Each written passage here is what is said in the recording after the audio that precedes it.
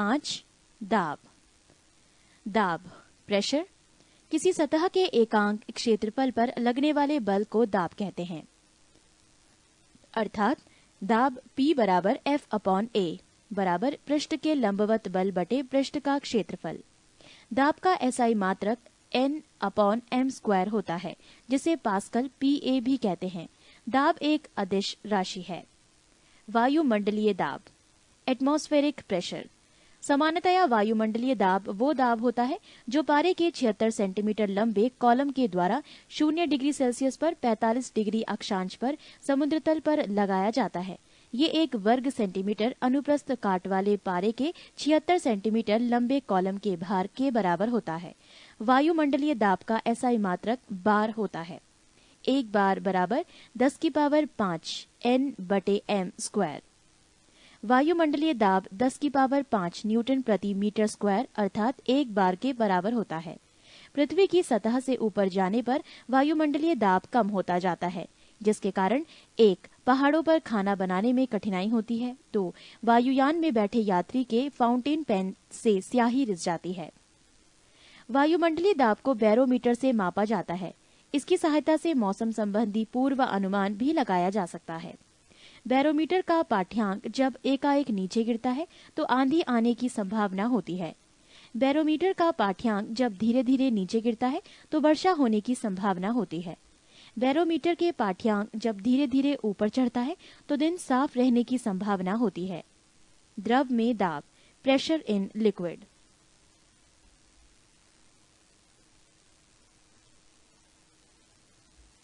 द्रव के अणुओं के द्वारा बर्तन की दीवार अथवा तली के प्रति एकांक क्षेत्रफल पर लगने वाले बल को द्रव का दाब कहते हैं। द्रव के अंदर किसी वस्तु बिंदु पर द्रव के कारण दाब द्रव की सतह से उस बिंदु की गहराई h, द्रव के घनत्व d तथा गुरुत्वीय त्वरण g के गुणनफल के बराबर होता है। अर्थात P दाब बराबर h गुणा d गुणा g। द्रवों में दाब के नियम। 1. स्थिर द्रव में एक ही क्षैतिज तल में स्थित सभी बिंदुओं पर दाब समान होता है। 2. स्थिर द्रव के भीतर किसी बिंदु पर दाब प्रत्येक दिशा में बराबर होता है। 3. द्रव के भीतर किसी बिंदु पर दाब स्वतंत्र तल से बिंदु की गहराई के अनुक्रमानुपाती होता है। 4. किसी बिंदु पर द्रव का दाब द्रव के घनत्व पर निर्भर करता है। घनत्व अधिक होने पर दाब भी अधिक होता है। द्रव दाब संबंधी पास्कल का नियम। पास्कल के नियम का प्रथम कथन। यदि गुरुत्वीय प्रभाव को नगण्य माना जाए तो संतुलन की अवस्था में द्रव के भीतर प्रत्येक बिंदु पर दबाव समान होता है। पास्कल के नियम का द्वितीय कथन। किसी बर्तन में बंद द्रव के किसी भाग पर आरोपित बल द्रव द्वारा सभी दिशाओं में समान परिमाण में संचारित कर दिया जाता है। पास्कल के नियम पर आधारित कुछ यंत्र हैं: hydraulic lift, hydraulic press, hydraulic brake आदि। पृष्ठ 5. द्रव का दाब उस पात्र के आकार या आकृति पर निर्भर नहीं करता जिसमें द्रव रखा जाता है। गलनांक तथा क्वथनांक पर दाब का प्रभाव। Effect of pressure on melting point and boiling point. गलनांक पर प्रभाव। 1. गर्म करने पर जिन पदार्थों का आयतन बढ़ता है, दाब बढ़ाने पर उनका गलनांक भी बढ़ जाता है, जैसे मोम, घी आदि। 2. गर्म करने पर जिन पदार्थों का आयतन घट जाता है, दाब बढ़ाने पर उनका गलनांक भी कम हो जाता है, जैसे बर्फ। क्वथनांक पर प्रभाव। सभी द्रवों का क्वथनांक दाब बढ़ाने पर बढ़ जाता है। 12. ध्वनि तरंग। ध्वनि तरंग अनुदैर्ध्य यांत्रिक तरंगें होती हैं, जिन यांत्रिक तरंगों की आवृत्ति 20 हर्ट्ज से 20,000 हर्ट्ज के बीच होती है। उनकी अनुभूति हमें अपने कानों के द्वारा होती है और इन्हें हम ध्वनि के नाम से पुकारते हैं। ध्वनि तरंगों का आवृत्ति परिसर। 1. अपश्रव्य तरंगे, इनफ्रासोनिक वेव्स। 20 हर्ट्ज से नीचे की आवृत्ति वाली ध्वनि तरंगों को अपश्रव्य तरंगे कहते हैं। इसे हमारा कान सुन नहीं सकता है। इस प्रकार की तरंगों को बहुत बड़े आकार के स्रोतों से उत्पन्न किया जा सकता है। 2. श्रव्य तरंगे, ऑडिएबल वेव्स। 20 हर्ट्ज से 20,000 हर्ट्ज के बीच की आवृत्ति वाली तरंगों को श्रव्य तरंग कहते हैं। इन तरंगों को हमारा कान सुन सकता है। 3. पराश्रव्य तरंगे, अल्ट्रासोनिक वेव। 20,000 हर्ट्ज से ऊपर की तरंगों को पराश्रव्य तरंगे कहा जाता है। मनुष्य के कान इसे नहीं सुन सकता है, परंतु कुछ जानवर जैसे कुत्ता, बिल्ली, चमगादड़ आदि इसे सुन सकते हैं। इन तरंगों को गाल्टन की सीटी के द्वारा तथा दाब वैद्युत प्रभाव की विधि द्वारा क्वार्ट्ज के क्रिस्टल के कंपनों से उत्पन्न करते हैं। इन तरंगों की आवृत्ति बहुत ऊंची होने के कारण इसमें बहुत अधिक ऊर्जा होती है। साथ ही इनका तरंग दैर्ध्य छोटी होने के कारण इन्हें एक पतले किरण पुंज के रूप में बहुत दूर तक भेजा जा सकता है। पराश्रव्य तरंगों के उपयोग। 1. संकेत भेजने में। 2. समुद्र की गहराई का पता लगाने में। 3. कीमतों, कपड़ों, वायुयान तथा घड़ियों के पुर्जों को साफ करने में। 4. कल कारखानों की चिमनियों से काले हटाने में। 5. दूध के अंदर के हानिकारक जीवाणुओं को नष्ट करने में। 6. गठिया रोग के उपचार एवं मस्तिष्क के ट्यूमर का पता लगाने में। ध्वनि की चाल। Speed of sound. विभिन्न माध्यमों में ध्वनि की चाल भिन्न भिन्न होती है। किसी माध्यम में ध्वनि की चाल मुख्यतः माध्यम की प्रत्यास्थता तथा घनत्व पर निर्भर करती है। ध्वनि की चाल सबसे अधिक ठोस में, उसके बाद द्रव में और उसके बाद गैस में होती है। वायु में ध्वनि की चाल 332 मीटर प्रति सेकंड, जल में ध्वनि की चाल 1483 मीटर प्रति सेकंड और लोहे में ध्वनि की चाल 5130 मीटर प्रति सेकंड होती है। पृष्ठ 286। जब ध्वनि एक माध्यम से दूसरे माध्यम में जाती है तो ध्वनि की चाल एवं तरंग दैर्ध्य बदल जाती है, जबकि आवृत्ति नहीं बदलती है। किसी माध्यम में ध्वनि की चाल आवृत्ति पर निर्भर नहीं करती है। ध्वनि की चाल पर दाब का प्रभाव। ध्वनि की चाल पर दाब का कोई प्रभाव नहीं पड़ता है, अर्थात दाब घटाने या बढ़ाने पर ध्वनि की चाल अपरिवर्तित रहती है। विभिन्न माध्यमों में ध्वनि की चाल। माध्यम वायु, ध्वनि की चाल मीटर प्रति second at degree Celsius 332, hydrogen की 1269, कार्बन डाइऑक्साइड की 260, भाप 100 डिग्री सेल्सियस 405, अल्कोहल की 1213, जल की 1483, समुद्र जल की 1533, पारा की 1450, कांच की 5640, एल्यूमिनियम 6420 और लोहा 5130 मीटर प्रति सेकंड एट डिग्री सेल्सियस। ध्वनि की चाल पर ताप का प्रभाव। माध्यम का ताप बढ़ाने पर उसमें ध्वनि की चाल बढ़ जाती है। वायु में प्रति 1 डिग्री सेल्सियस ताप बढ़ाने पर ध्वनि की चाल 0.61 मीटर प्रति सेकंड बढ़ जाती है। ध्वनि की चाल पर आर्द्रता का प्रभाव। नमी युक्त वायु का घनत्व शुष्क वायु के घनत्व से कम होता है, अतः शुष्क वायु की अपेक्षा नमी युक्त वायु में ध्वनि की चाल अधिक होती है। ध्वनि के लक्षण। Characteristics of sound. ध्वनि के मुख्यतः 3 लक्षण होते हैं। 1 तीव्रता, 2 तारतत्व और 3 गुणता। 1 तीव्रता, इंटेंसिटी। तीव्रता ध्वनि का वो लक्षण है जिसके कारण ध्वनि धीमी या तेज सुनाई पड़ती है। माध्यम के किसी बिंदु पर ध्वनि की तीव्रता उस बिंदु पर एकांक क्षेत्रफल से प्रति सेकंड तल के लंबवत गुजरने वाली ऊर्जा के बराबर होती है। ध्वनि की तीव्रता व्यक्त करने का मात्रक बेल है। ध्वनि की निरपेक्ष तीव्रता को वॉट मीटर की पावर -2 WM² -2 में व्यक्त किया जाता है। बेल एक बड़ा मात्रक है, अतः व्यवहार में इससे छोटा मात्रक डेसिबल डीबी व्यक्त होता है, जो बेल का 10वां भाग है। ध्वनि की तीव्रता स्रोत से दूरी के वेग के व्युत्क्रमानुपाती आयाम के वर्ग के अनुक्रमानुपाती आवृत्ति के वर्ग के अनुक्रमानुपाती तथा माध्यम के घनत्व के अनुक्रमानुपाती होता है। 2 तारत्व, पिच। तारत्व ध्वनि का वो लक्षण है जिससे ध्वनि की मोटी ग्रेव या पतली श्रिल कहा जाता है। तारत्व आवृत्ति पर निर्भर करता है। ध्वनि की आवृत्ति अधिक होने पर तारत्व अधिक होता है एवं ध्वनि पतली श्रिल होती है। वो आवृत्ति कम होने पर तारत्व कम होता है एवं ध्वनि मोटी ग्रेव होती है। 3 गुणता, क्वालिटी। ध्वनि का वो लक्षण जिसके कारण हमें समान प्रबलता तथा समान तारत्व की ध्वनियों में अंतर प्रतीत होता है, गुणता कहलाता है। ध्वनि की गुणता सनादी स्वरों की संख्या, क्रम तथा आपेक्षिक तीव्रता पर निर्भर करती है। प्रतिध्वनि, इको। जब ध्वनि तरंगे दूर स्थित किसी दृढ़ टावर या पहाड़ से टकराकर परावर्तित होती है तो इसे परावर्तित ध्वनि को प्रतिध्वनि कहते हैं। प्रतिध्वनि सुनने के लिए श्रोता एवं परावर्तक सतह के बीच न्यूनतम 17 मीटर यानी 16.6 मीटर दूरी होनी चाहिए। कान पर ध्वनि का प्रभाव 1/10 सेकंड तक रहता है। ध्वनि के अपवर्तन के कारण ध्वनि दिन की अपेक्षा रात में अधिक दूरी तक सुनाई पड़ती है। अनुनाद, रेसोनेंस। जब किसी वस्तु के कंपनों की स्वाभाविक आवृत्ति किसी चालक बल के कंपनों की आवृत्ति के बराबर होती है तो वह वस्तु बहुत अधिक आयाम के कंपन करने लगती है। इस घटना को अनुनाद कहते हैं। पृष्ठ 287। ध्वनि का व्यतिकरण, इंटरफेरेंस ऑफ साउंड। जब समान आवृत्ति या आयाम को दी जाने वाली ध्वनि तरंगे एक साथ किसी बिंदु पर पहुंचती हैं, तो उस बिंदु पर ध्वनि ऊर्जा का पुनः वितरण हो जाता है। इस घटना को ध्वनि का व्यतिकरण कहते हैं। यदि दोनों तरंगे उस बिंदु पर एक ही कुला फेज में पहुंचती है तो वहां ध्वनि की तीव्रता अधिकतम होती है। इसे समपोषी कंस्ट्रक्टिव व्यतिकरण कहते हैं। यदि दोनों तरंगे विपरीत कला में पहुंचती हैं तो वहां पर तीव्रता न्यूनतम होती है। इसे विनाशी डिस्ट्रक्टिव व्यतिकरण कहते हैं। ध्वनि का विवर्तन, डिफरैक्शन ऑफ साउंड। ध्वनि का तरंग दैर्ध्य 1 मीटर की कोटि का होता है। अतः जब इसी कोटि का कोई अवरोध ध्वनि का मार्ग में आता है तो ध्वनि अवरोध के किनारे से मुड़कर आगे बढ़ जाती है।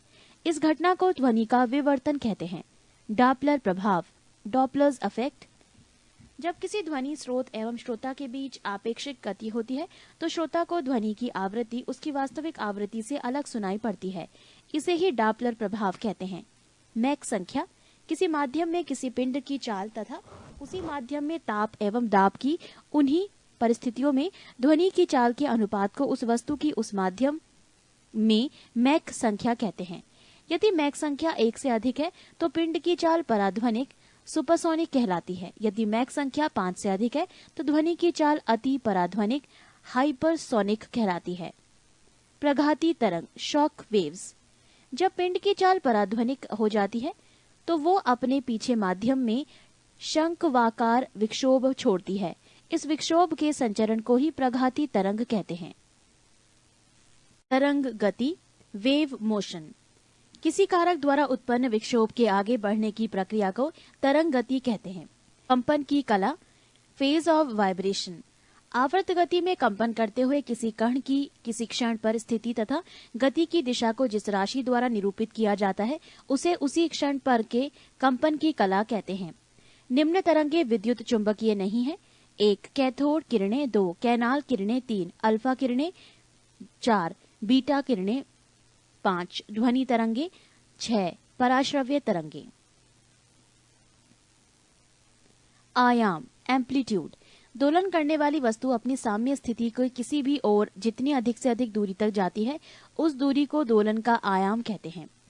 तरंग दैर्ध्य, वेव लेंथ। तरंग गति में समान कला में कंपन करने वाली द्विक्रमागत कणों के बीच की दूरी को तरंग दैर्ध्य कहते हैं। इसे ग्रीक अक्षर लैम्डा से व्यक्त किया जाता है। अनुप्रस्थ तरंगों में 2 पास की श्रृंगों अथवा गर्तों के बीच की दूरी तथा अनुदैर्ध्य तरंगों में क्रमागत 2 संपीड़नों तथा विरलनों के बीच की दूरी तरंग दैर्ध्य कहलाती है। सभी प्रकार की तरंगों में तरंग की चाल, तरंग दैर्ध्य एवं आवृत्ति के बीच निम्न संबंध होता है। तरंग चाल बराबर आवृत्ति गुणा तरंग दैर्ध्य या v बराबर n लैम्डा। 11 तरंग। तरंगों को मुख्यतः 2 भागों में बांटा जा सकता है। 1 यांत्रिक तरंग, मैकेनिकल वेव, 2 अयांत्रिक तरंग, नॉन मैकेनिकल वेव। यांत्रिक तरंग वो तरंगे जो किसी पदार्थिक माध्यम, ठोस, द्रव अथवा गैस में संचारित होती है, यांत्रिक तरंगे कहलाती है। यांत्रिक तरंगों को मुख्यतः 2 भागों में बांटा गया है। 1 अनुदैर्ध्य तरंग, लॉन्गिट्यूडिनल वेव्स, 2 अनुप्रस्थ तरंग, ट्रांसवर्स वेव्स।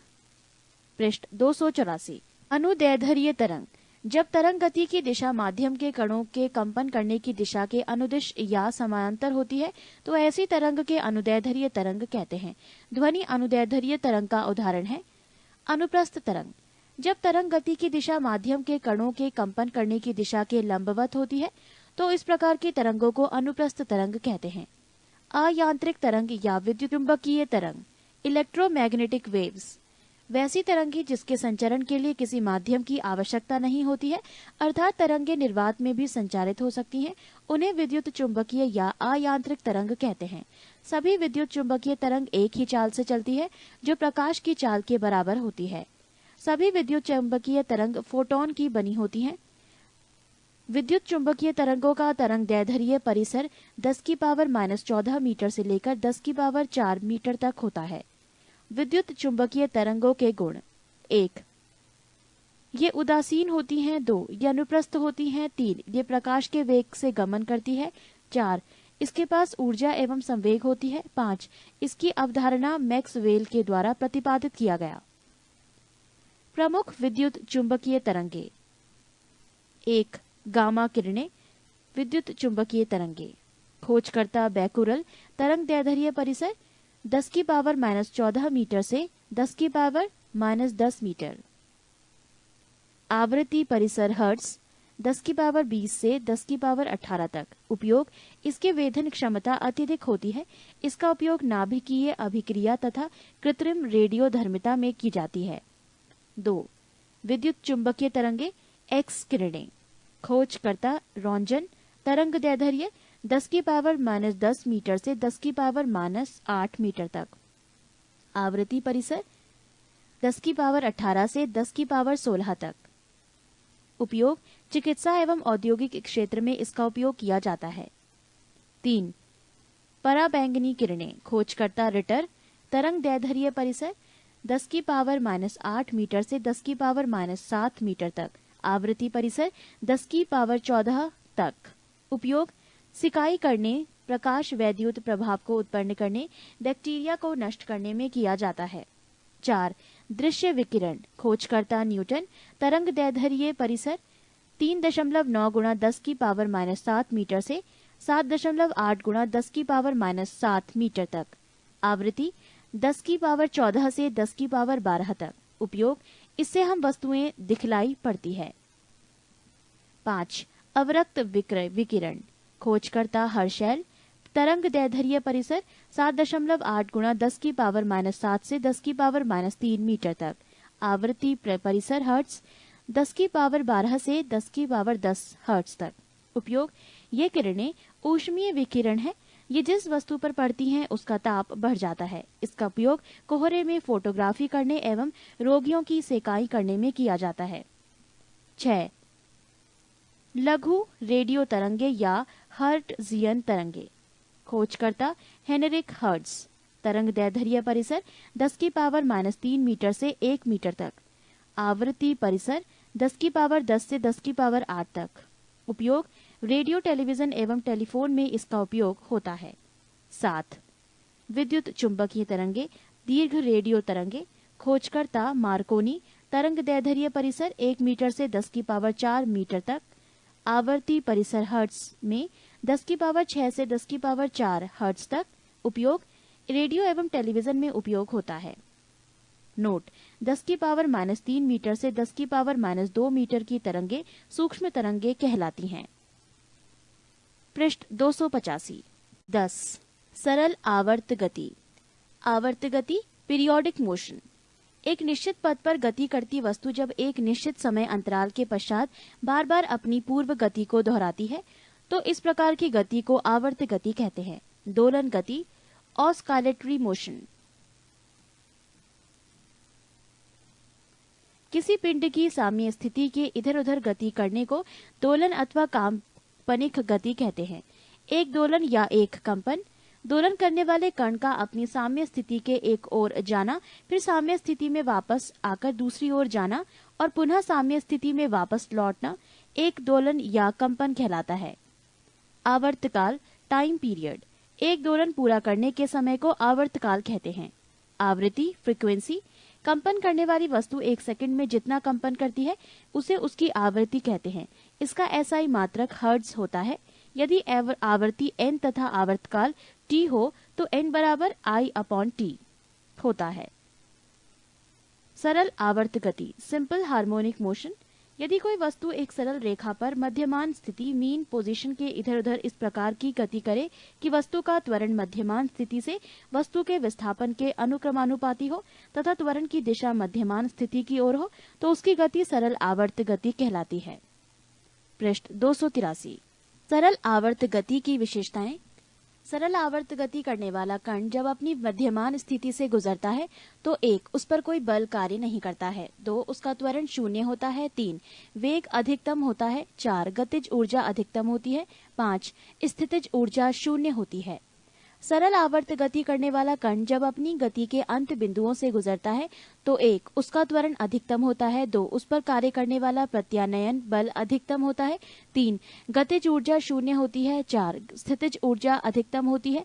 5. वेग शून्य होता है। सरल लोलक, सिंपल पेंडुलम। यदि एक भारहीन व लंबाई में न बढ़ने वाली डोरी के निचले सिर से पदार्थ के किसी गोल परंतु भारी कण को लटकाकर डोरी को किसी दृढ़ आधार से लटका दे तो इस समायोजन को सरल लोलक कहते हैं। यदि लोलक बॉब को साम्य स्थिति से थोड़ा विस्थापित करके छोड़ दे तो इसकी गति सरल आवर्त गति होती है।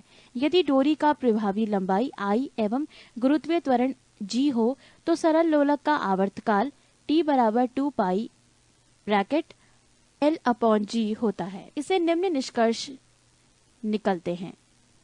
1.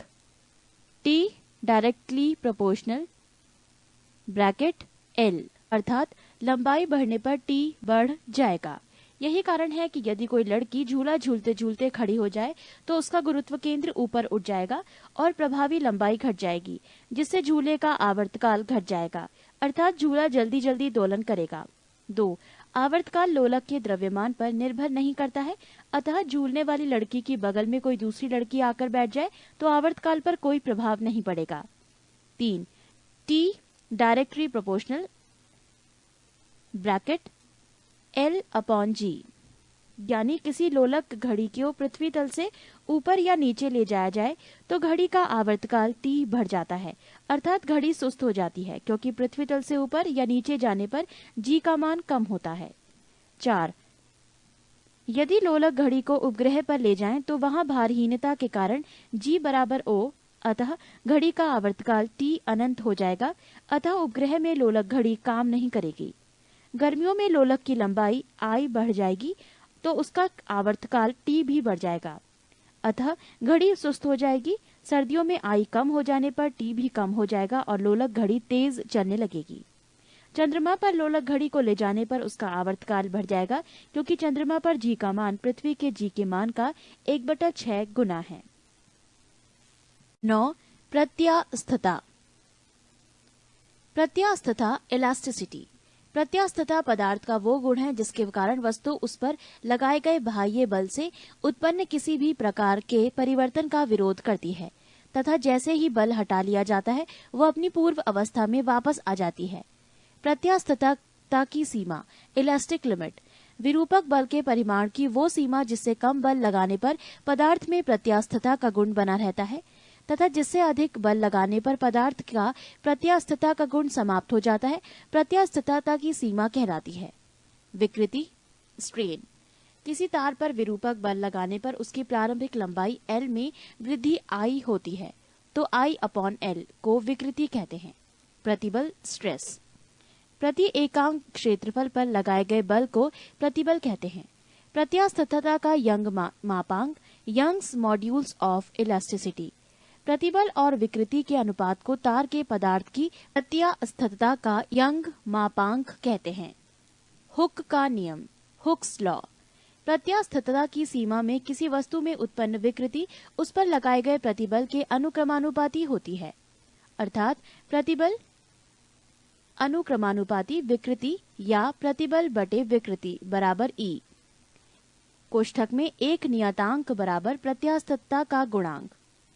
प्रत्यास्थता गुणांक E का मान भिन्न भिन्न पदार्थों के लिए भिन्न भिन्न होता है। इसका SI मात्रक न्यूटन मीटर की पावर -2 होता है, जिसे पास्कल कहते हैं।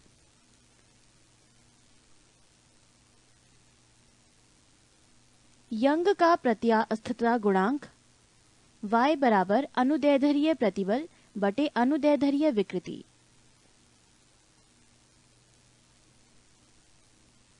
यदि विकृति आयतन में हो तो उसे आयतन प्रत्यास्थता गुणांक K कहते हैं। अपरूपण विकृति हेयर के लिए इसे दृढ़ता गुणांक यानी एटा कहते हैं। 8. शयानता।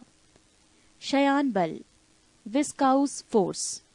किसी द्रव या गैस की दो क्रमागत परतों के बीच उनकी आपेक्षिक गति का विरोध करने वाले घर्षण बल को शयान बल कहते हैं। शयानता, वाइसोसिटी, तरल का वो गुण जिसके कारण तरल की विभिन्न परतों के मध्य आपेक्षिक गति का विरोध होता है, शयानता कहलाता है। शयानता केवल द्रवों तथा गैसों का गुण है। द्रवों में शयानता अणुओं के मध्य लगने वाले संसंजक बलों के कारण होती है। गैसों में शयानता इसकी एक परत से दूसरी परत में अणुओं के स्थानांतरण के कारण होती है। गैसों में शयानता द्रवों की तुलना में बहुत कम होती है। ठोसों में शयानता नहीं होती है। एक आदर्श तरल की शयानता 0 होती है। ताप बढ़ने पर द्रवों की शयानता घट जाती है, परंतु गैसों की बढ़ जाती है। किसी तरल की शयानता को शयानता गुणांक, कोएफिशिएंट ऑफ वाइसोसिटी द्वारा मापा जाता है। इसका एसआई मात्रक डेका पॉइज या पॉजली पीआई या पास्कल सेकेंड पीएस है। इसे प्राय एन ईटा द्वारा सूचित किया जाता है। सीमांत वेग। जब कोई वस्तु किसी शयान द्रव में गिरती है तो प्रारंभ में उसका वेग बढ़ता जाता है, किंतु कुछ समय के पश्चात वो नियत वेग से गिरने लगती है। इस नियत वेग को ही वस्तु का सीमांत वेग कहते हैं। इस अवस्था में वस्तु का भार शयान बल और उत्प्लावन बल के योग के बराबर होते हैं, अर्थात वस्तु पर कार्य करने वाले सभी बलों का योग 0 होता है। सीमांत वेग वस्तु की त्रिज्या के वर्ग के अनुक्रमानुपाती होता है, अर्थात बड़ी वस्तु अधिक वेग से और छोटी वस्तु कम वेग से गिरती है। धारा रेखीय प्रभाव, स्टीम लाइन फ्लो। द्रव का ऐसा प्रवाह जिसमें द्रव का प्रत्येक कण उसी बिंदु से गुजरता है जिससे पहले उसमें पहले वाला कण गुजरा होता था, धारा रेखीय प्रवाह कहलाता है। इसमें किसी नियत बिंदु पर प्रवाह की चाल व उसकी दिशा निश्चित बनी रहती है। क्रांतिक वेग, क्रिटिकल वेलोसिटी। धारा रेखीय प्रवाह के महत्तम वेग को क्रांतिक वेग कहते हैं, अर्थात धारा रेखीय प्रवाह की वो उच्च सीमा जिसके बाद द्रव का प्रवाह धारा रेखीय न होकर विक्षुब्ध हो जाए, वो वेग क्रांतिक वेग कहलाता है। यदि द्रव प्रवाह का वेग क्रांतिक वेग से कम होता है तो उसका प्रवाह उसकी शयानता पर निर्भर करता है। यदि द्रव प्रवाह का वेग उसके क्रांतिक वेग से अधिक होता है तो उसका प्रवाह मुख्यतः उसके घनत्व पर निर्भर करता है। जैसे ज्वालामुखी से निकलने वाला लावा बहुत अधिक गाढ़ा होने पर भी तेजी से बहता है, क्योंकि उसका घनत्व अपेक्षाकृत कम होता है और घनत्व ही उसके वेग को निर्धारित करता है। बर्नौली का प्रमेय, बर्नौलीज थ्योरम। जब कोई आदर्श द्रव किसी नली में धारा रेखीय प्रवाह में बहता है तो उसके मार्ग के प्रत्येक बिंदु पर उसके एकांक आयतन की कुल ऊर्जा, दाब ऊर्जा, गतिज ऊर्जा एवं स्थितिज ऊर्जा का योग नियत रहता है। इस प्रमेय पर आधारित वेंटुरी मीटर से नली में द्रव के प्रवाह की दर ज्ञात की जाती है। पृष्ठ 8-7 पृष्ठ तनाव। संसंजक बल, कोहेसिव फोर्स। एक ही पदार्थ के अणुओं के मध्य लगने वाले आकर्षण बल को संसंजक बल कहते हैं। ठोसों में संसंजक बल का मान अधिक होता है, फलस्वरूप उनके आकार निश्चित होते हैं। गैसों में संसंजक बल का मान नगण्य होता है। असंजक बल, एडहेसिव फोर्स। दो भिन्न पदार्थों के अणुओं के बीच लगने वाले आकर्षण बल को असंजक बल कहते हैं। असंजक बल के कारण ही एक वस्तु दूसरे से चिपकती है। पृष्ठ तनाव, सरफेस टेंशन। द्रव के स्वतंत्र पृष्ठ में कम से कम क्षेत्रफल प्राप्त करने की प्रवृत्ति होती है, जिसके कारण पृष्ठ का पृष्ठ सदैव तनाव की स्थिति में रहती है। इसे भी पृष्ठ तनाव कहते हैं। किसी द्रव का पृष्ठ तनाव वो बल है जो द्रव के पृष्ठ पर खींची गई काल्पनिक रेखा की इकाई लंबाई पर रेखा का लंबवत कार्य करता है। यदि रेखा की लंबाई I पर F बल कार्य करता है तो पृष्ठ तनाव T बराबर F/I। पृष्ठ तनाव का SI मात्रक न्यूटन प्रति मीटर होता है। द्रव के पृष्ठ के क्षेत्रफल में एकांक वृद्धि करने के लिए किया गया कार्य द्रव के पृष्ठ तनाव के बराबर होता है। इसके अनुसार पृष्ठ तनाव का मात्रक जूल प्रति मीटर स्क्वायर होगा। द्रव का ताप बढ़ाने पर पृष्ठ तनाव कम हो जाता है और क्रांतिक ताप, क्रिटिकल टेम्प पर यह 0 हो जाता है। केशिकत्व, केश नली, कैपिलरी ट्यूब। एक ऐसी खोखली नली जिसकी त्रिज्या बहुत कम तथा एक समान होती है, केश नली कहलाती है। केश नली में द्रव के ऊपर चढ़ने या नीचे दबने की घटना को केशिकत्व, कैपिलैरिटी कहते हैं। किस सीमा तक द्रव केशनली में चढ़ता या उतरता है, ये केशनली की त्रिज्या पर निर्भर करता है। संकीर्ण नली में द्रव का चढ़ाव अधिक तथा चौड़ी नली में द्रव का चढ़ाव कम होता है। सामान्यतः जो द्रव कांच को भिगोता है वो केशनली में ऊपर चढ़ जाता है और जो द्रव कांच को नहीं भिगोता है वो नीचे दब जाता है। जैसे जब केशनली को पानी में डुबोया जाता है तो पानी ऊपर चढ़ जाता है और पानी की सतह केशनली के अंदर धंसा हुआ रहता है। इसके विपरीत जब केशनली को पारे में डुबाया जाता है तो पारा केशनली में बर्तन में रखे पारे की सतह से नीचे ही रहता है और केशनली में पारा की सतह उभरा हुआ रहता है। केशिकत्व का उदाहरण: 1. ब्लॉटिंग पेपर स्याही को शीघ्र सोख लेता है क्योंकि इसमें बने छोटे छोटे छिद्र केशनली की तरह कार्य करती है। 2. लालटेन या लैंप की बत्ती में केशिकत्व के कारण ही तेल ऊपर चढ़ता है। 3. पेड़ पौधों की शाखाओं, तनों एवं पत्तियों तक जल और आवश्यक लवण केशिकत्व की क्रिया के द्वारा ही पहुंचते हैं। 4. कृत्रिम उपग्रह के अंदर भारहीनता की अवस्था यदि किसी केशनली को जल में खड़ा किया जाए तो नली में चढ़ने वाले जल स्तंभ का प्रभावी भार शून्य होने के कारण जल नली के दूसरे सिरे तक पहुंच जाएगा, चाहे केशनली कितनी भी लंबी क्यों ना हो। 5. वर्षा के बाद किसान अपने खेतों की जुताई कर देते हैं ताकि मिट्टी में बनी केशनलियां टूट जाएं और पानी ऊपर ना आ सके व मिट्टी में नमी बनी रहे। पतली सुई पृष्ठ तनाव के कारण ही पानी पर तैराई जा सकती है। साबुन, डिटर्जेंट आदि जल का पृष्ठ तनाव कम कर देते हैं, अतः वो मैल में गहराई तक चले जाते हैं जिससे कपड़ा ज्यादा साफ होता है। साबुन के घोल के बुलबुले बड़े इसलिए बनते हैं कि जल में साबुन घोलने पर उसका पृष्ठ तनाव कम हो जाता है। पृष्ठ 7 पानी पर मच्छरों के लार्वा तैरते रहते हैं, परंतु पानी में मिट्टी का तेल छिड़क देने पर उसका पृष्ठ तनाव कम हो जाता है जिससे लार्वा पानी में डूबकर मर जाते हैं।